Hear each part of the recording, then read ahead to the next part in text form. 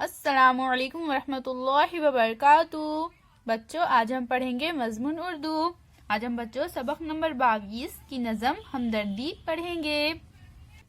ٹہنی پہ کسی شجر کی تنہا بلبل تھا کوئی اداس بیٹھا، کہتا تھا کہ رات سر پہ آئی اڑنے چگنے میں دن گزارا، پہنچوں کس طرح آشیاں تک ہر چیز پہ چھا گیا اندھیرا، سن کر بلبل کی آہ و زاری جگنو کوئی پاس ہی سے بولا، حاضر ہوں مدد کو جان و دل سے کیڑا ہوں اگرچہ میں ذرا سا، کیا غم ہے جو رات ہے اندھیری میں راہ میں روشنی کروں گا، اللہ نے دی ہے مجھ کو مشعل چمکا کے مجھے دیا بنایا، ہے لوگ وہیں جہاں میں اچھے آتے ہیں جو کام دوسروں کے۔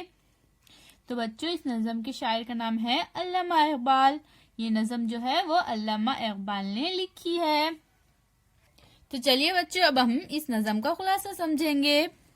ٹہنی پہ کسی شجر کی تنہا بلبل تھا کوئی اداس بیٹھا۔ تو اس طرح سے بچوں کسی درخت کی ٹہنی پر بلبل اداس بیٹھا ہوا تھا، کہتا تھا کہ رات سر پہ آئی اڑنے چگنے میں دن گزارا۔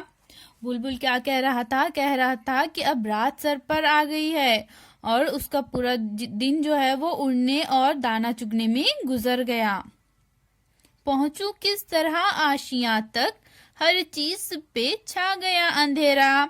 آشیاں یعنی کیا بچوں؟ آشیاں یعنی گھر۔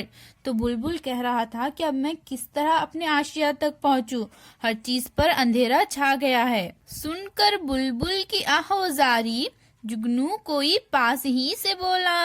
اس طرح سے بچوں بلبل کا رونا دھونا دیکھ کر کوئی پاس ہی ایک جگنو تھا وہ پاس ہی سے بولا، حاضر ہوں مدد کو جان و دل سے کیڑا ہوں اگرچہ میں ذرا سا۔ جگنو نے کیا کہا؟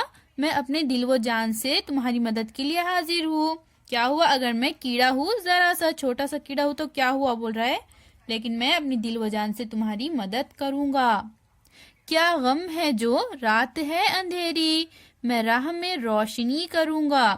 جگنو بلبل کو بول رہا ہے کیا غم ہے اگر رات اندھیری ہے تو میں تمہاری راہ میں یعنی تمہارے راستے میں روشنی کروں گا، اللہ نے دی ہے مجھ کو مشعل چمکا کے مجھے دیا بنایا۔ جگنو کیا کہہ رہا ہے بچوں؟ اللہ تعالیٰ نے مجھ کو مشعل دی ہے، یعنی اس طرح سے اللہ تعالیٰ نے جگنو کو جو روشنی دی ہے جگنو اسے مشعل کہہ رہا ہے۔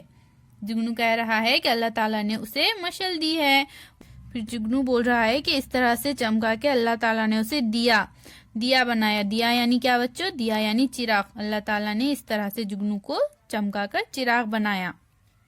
ہے لوگ وہیں جہاں میں اچھے آتے ہیں جو کام دوسروں کے۔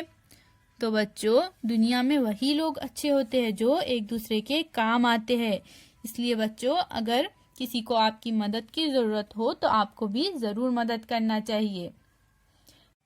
تو چلیے بچوں اب ہم اس نظم کے الفاظ معنی پڑھیں گے۔ شجر یعنی درخت، تنہا یعنی اکیلا، آہ و زاری یعنی رونا دھونا، رات سر پر آنا یعنی رات کا وقت قریب آنا، آشیاں یعنی گھر گھونسلہ۔ اللہ حافظ۔